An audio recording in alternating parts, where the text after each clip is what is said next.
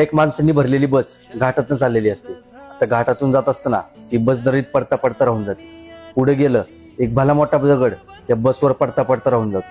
थोडं अजून पुढे गेलं त्या बस समोर एक वीज पडते. त्यामुळे ते बस साईडला थांबवतात आणि बसमधला एक माणूस म्हणतो, आपल्या बसमध्ये असा एक पापी मनुष्य आहे ज्याच्यामुळे आपण सगळे असुरक्षित आहे, तो त्याच्यामुळं आपला मृत्यू होऊ शकतो. त्यामुळे तो एक योजना बनवतो. बस समोर एक झाड असतं. आता बसमधल्या प्रत्येक माणसाने उतरायचं आणि त्या झाडाला शिवून यायचं. जो माणूस पापी असेल ती वीज त्या माणसावर पडणार. आता बसमधला एक एक माणूस उतरतो आणि झाडाला शिवून येत असतो. आता सगळे शिवून येतात आणि शेवटी राहतो फक्त एक माणूस.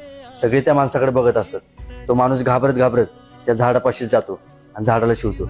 जसं तो झाडाला शिवतो तशी एक जोरात वीज पडती, पण ती वीज बसवर पडती आणि बसमधले सगळे मृत्यू पावतात. आता बसमध्ये तो एकटा चांगला माणूस असल्यामुळं ती बस सुरक्षित होती. जसा तो बसच्या बाहेर येतो त्या बसवर वीज पडते. यावरून एक समजून घ्या, एखाद्याला पूर्ण ओळखल्याशिवाय त्याच्याबद्दल आपलं वाईट मत कधी देऊ नका. आणि तुम्हाला चुका शोधायचीच असतील तर त्याची सुरुवात स्वतःपासून करा.